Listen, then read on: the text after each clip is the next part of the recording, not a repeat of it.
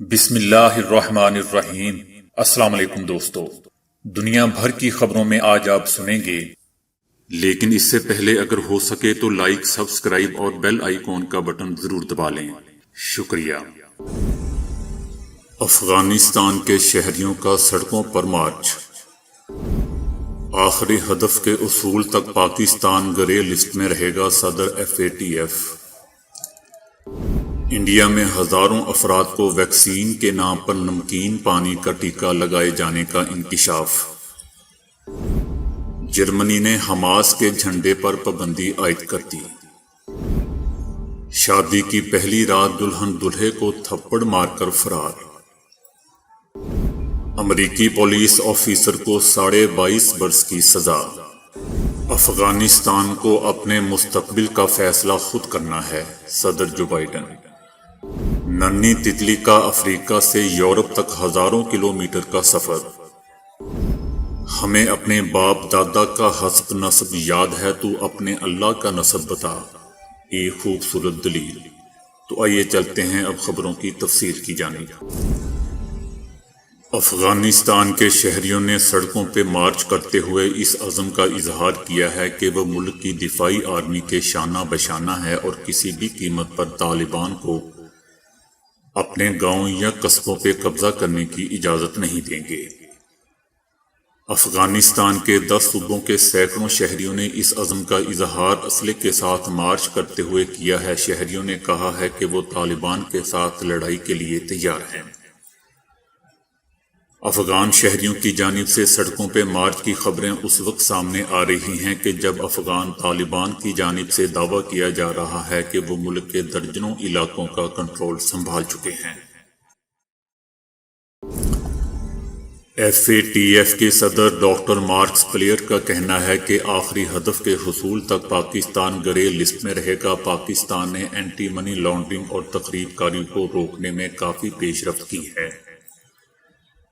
پاکستان کی پیش رفت قابل ستائش ہے۔ ایکشن پلان مکمل کرنا بھی ضروری ہے۔ 27 میں سے 3 اہداف پر مزید کام کرنے کی ضرورت ہے، جبکہ پاکستان اپریل 2022 کے ایجنڈے میں شامل نہیں ہے۔ انہوں نے کہا کہ پاکستان کے معاملے پر آئندہ سال جون میں دوبارہ بات ہوگی۔ پاکستان مانیٹرنگ لسٹ میں رہے گا۔ صدر FATF نے کہا کہ پاکستان تخریب کار تنظیموں کے سینئر کمانڈرز کو سزائیں دینے کے ہدف کو پورا کرے۔ انہوں نے مزید کہا کہ پاکستان کو اپنی انویسٹیگیشن کا طریقہ کار بہتر بنانا ہوگا، جبکہ پاکستان کو تخریب کاروں کی مالی معاونت کرنے والوں کی چھان بین بھی کرنی ہوگی۔ دوسری طرف پاکستان کا کہنا ہے کہ پاکستان کو گرے لسٹ میں رہنے اور رکھنے کی کوئی گنجائش نہیں ہے۔ تعین کرنا ہوگا کہ FATF ایک ٹیکنیکی فورم ہے یا پولیٹیکل۔ دیکھنا ہوگا کہ اس فورم کو سیاسی مقاصد کے لیے تو استعمال نہیں کیا جا رہا۔ جہاں تک تکنیکی پہلوؤں کا تعلق ہے تو ہمیں 27 نکات دیے گئے، وہ خود تسلیم کر رہے ہیں کہ 27 میں سے 26 نکات پر ہم نے مکمل عمل درآمد کر لیا ہے۔ 27ویں نکتے پر بھی کافی حد تک پیش رفت ہو چکی ہے اور مزید کرنے کا ارادہ رکھتے ہیں۔ ایسی صورتحال میں پاکستان کو گرے لسٹ میں رہنے اور رکھنے کی کوئی گنجائش نہیں بنتی۔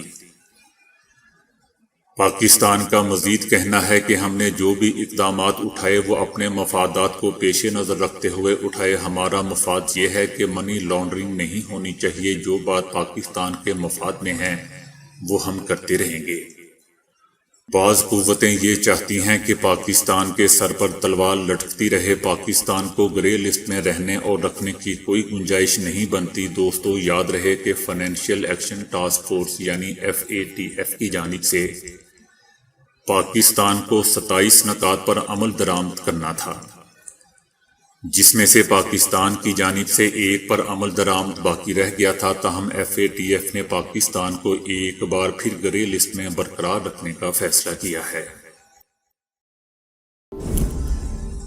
انڈین شہروں ممبئی اور کولکتہ میں پولیس کے مطابق سینکڑوں لوگوں کو کورونا کی جعلی ویکسین لگائے جانے کی اطلاعات موصول ہو رہی ہیں، جن میں معذور افراد بھی شامل تھے۔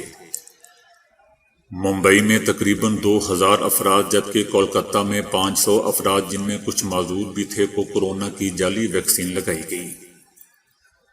اپریل اور مئی میں کورونا کے کیسز میں اضافے کے بعد بھارتی حکومت نے کورونا ویکسین کی خوراک مفت کر دی تھی، جس کے بعد اس ہفتے ویکسینیشن کی شرح بڑھ گئی تھی۔ ممبئی میں پولیس کا کہنا تھا کہ تقریباً 2000 افراد کو ویکسین کی جگہ نمکین پانی کا ٹیکہ لگایا گیا۔ پولیس نے ایک نیوز کانفرنس میں بتایا کہ اس واقعے کے بعد ایک نجی ہاسپٹل کے 2 ڈاکٹر سمیت 10 افراد کو گرفتار کر لیا گیا ہے۔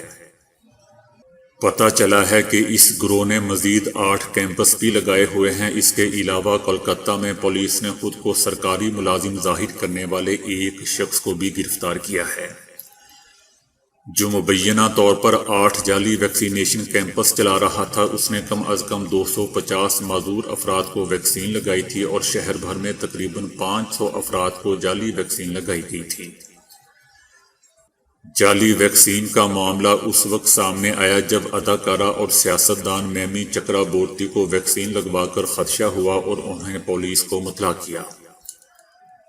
پولیس نے مشتبہ افراد سے جعلی شناختی کارڈ ضبط کر لیے تھے، جن میں سے ایک وزارت اطلاعات اور ایک میونسپل کمشنر کا تھا۔ اس کی گاڑی پر کولکتہ حکومت کا سٹیکر بھی لگا ہوا تھا۔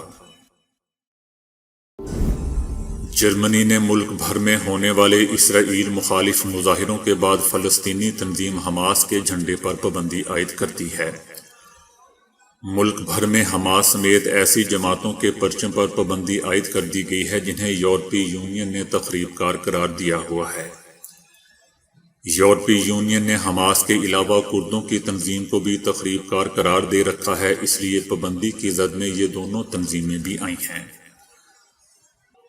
جرمنی میں حماس کے جھنڈے پر پابندی اس وقت سامنے آئی ہے جب ملک بھر میں اسرائیل کے خلاف ریلیاں نکالی گئیں جس میں سینکڑوں افراد نے شرکت کی تھی۔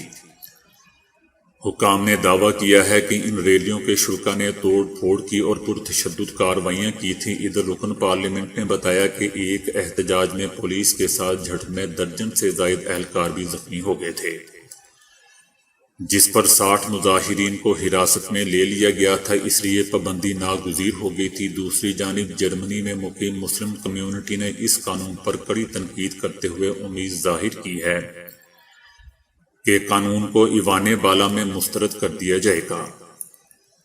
ایک شہری کا کہنا تھا کہ یہ اقدام جرمنی میں اسرائیل مخالف ریلیوں کو روکنے کے لیے اٹھایا گیا ہے۔ دوستو، یاد رہے کہ ایوان زیریں سے منظور ہونے والے اس قانون کی منظوری ایوان بالا سے بھی لینا ضروری ہے۔ بھارت کی ریاست اتر پردیش میں ایک عجیب و غریب واقعہ پیش آیا ہے جس کو سن کر لوگ حیران رہ گئے۔ بھارتی میڈیا رپورٹ کے مطابق ایک دلہن نے سسرال پہنچتے ہی شادی کی پہلی رات دلہے کو تھپڑ رسید کر دیا اور واپس اپنے میکے چلی گئی۔ جب یہ معاملہ دلہے کے خاندان کے ہاتھوں سے نکل گیا تو انہوں نے مقامی پولیس کو واقعے کی اطلاع دی۔ پولیس نے دونوں خاندانوں کے مابین صلح کروانے کی کوشش کی، تاہم معاملات مزید بگڑ گیا۔ پولیس نے ابتدائی رپورٹ میں بتایا ہے کہ دلہے کا کوئی بیہودہ سکینڈل سامنے آنے کے بعد دلہن نے اسے تھپڑ رسید کیا ہے۔ شادی کی تمام رسومات کے دوران دلہن خاموش ہی رہی۔ جیسے ہی وہ اپنے سسرال پہنچی تو اس خاتون نے یہ دلیرانہ کام کر دیا۔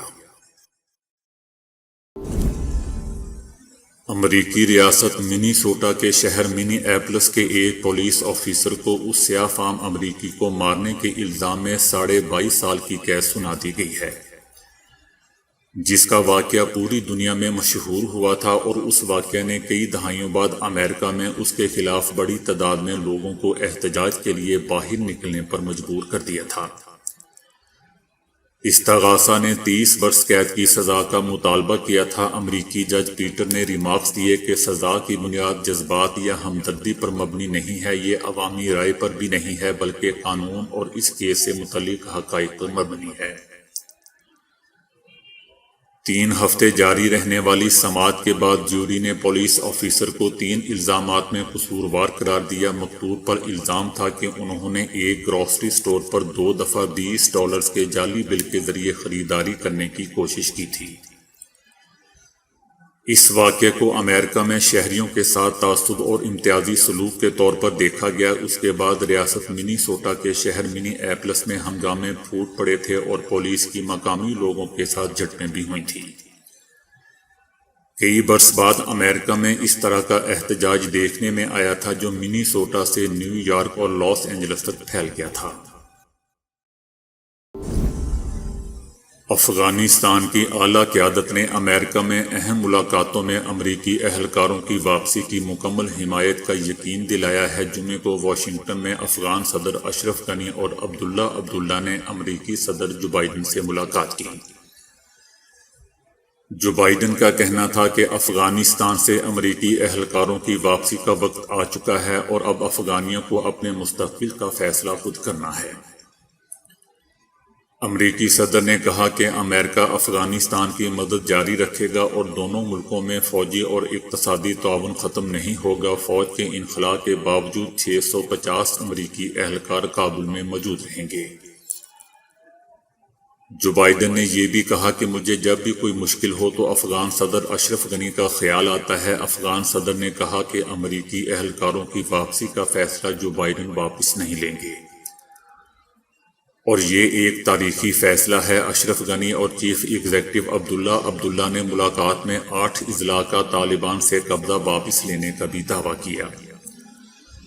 دوستو، یاد رہے کہ امریکہ کی طرف سے 11 ستمبر سے پہلے افغانستان سے انخلاء کے اعلان کے بعد طالبان نے بڑے پیمانے پر کارروائیاں شروع کر دی تھیں اور 180 سے زائد اضلاع پر طالبان نے قبضہ کر لیا تھا، جبکہ افغان فورسز اور پولیس اہلکار بھی بڑی تعداد میں ہتھیار ڈال رہے تھے۔ سائنسدانوں نے دریافت کیا ہے کہ تمام کیڑوں میں ایک قسم کی تتلی نقل مکانی کرتے وقت سب سے طویل سفر طے کرتی ہے۔ اگر موسم ٹھیک رہے تو تتلیاں 12 سے 14,000 کلومیٹر تک کا سفر طے کر جاتی ہیں، جس میں گھر سے عارضی پناہ گاہ اور وہاں سے دوبارہ گھر تک کا فاصلہ شامل ہے۔ سائنسدانوں نے انکشاف کیا ہے کہ افریقہ سے یورپ تک جانے والی ایک قسم کی لیڈی تتلی یورپ تک جاتی ہے اور ہزاروں کلومیٹر کا سفر طے کرتی ہے۔ اب تک کسی بھی کیڑے کی یہ سب سے طویل نقل مکانی ہے۔ جب موسم نمی سے بھرپور ہو تو تتلیوں کی بڑی تعداد لمبے سفر پر روانہ ہو جاتی ہے۔ یونیورسٹی آف ریڈنگ کے پروفیسر ٹم اولیور نے کہا ہے کہ تتلی فلائی یورپ تک کس طرح آتی جاتی رہتی ہے۔ ان کی تعداد ایک سال کے مقابلے میں دوسرے سال 100 گنا تک بھی بڑھ جاتی ہے، لیکن اس کی وجہ ہم نہیں جانتے۔ یہ تتلیاں بہار میں اپنا سفر شروع کرتی ہیں اور ان کے راستے کو جاننے کے لیے ہزاروں رضاکاروں کو تربیت فراہم کی گئی ہے۔ اس کے ساتھ یورپ اور افریقہ میں موسمیاتی کیفیت کو بھی دیکھا گیا ہے، جس کے بعد ہی ماہرین نے اس تتلی کو طویل ترین سفر کرنے والے کیڑے کا اعزاز دیا ہے۔ سائنسدانوں کے مطابق یہ تتلیاں دن کو آرام کیے بغیر اڑتی رہتی ہیں اور رات کو آرام کرتے ہوئے پھولوں کے عرق پر گزارا کرتی ہیں۔ اندازہ ہے کہ تتلیاں سطح سمندر سے 1 سے 3 کلومیٹر بلندی پر سفر کرتی ہیں اور خاص ہواؤں کا فائدہ اٹھاتی ہیں۔ بسا اوقات وہ 6 میٹر فی سطح کی رفتار بھی حاصل کر لیتی ہے۔ اہل عرب کو 10 20 پشتوں کے نام یاد ہوتے تھے۔ میرا باپ، دادا اور فلاں ساری نسلوں کے نام جانتے تھے۔ گھوڑوں کی نسلوں تک کے نام جانتے تھے۔ ایک دن حضور صلی اللہ علیہ وآلہ وسلم سے کہنے لگے کہ ہمیں تو اپنے باپ دادا کا حسب نسب معلوم ہے، تو اپنے رب کا نسب بتا۔ تیرے رب کا نسب کیا ہے؟ اس سے پہلے کہ حضور صلی اللہ علیہ وآلہ وسلم بولتے، اللہ خود بولا، جبرائیل فوراً عرش سے چلے اور فرش پر آ گئے۔ یا رسول اللہ، اللہ نے اپنا نسب نامہ بھیجا ہے۔ قل هو اللہ احد اللہ الصمد لم یلد ولم یولد ولم یکن لہ کفوا احد۔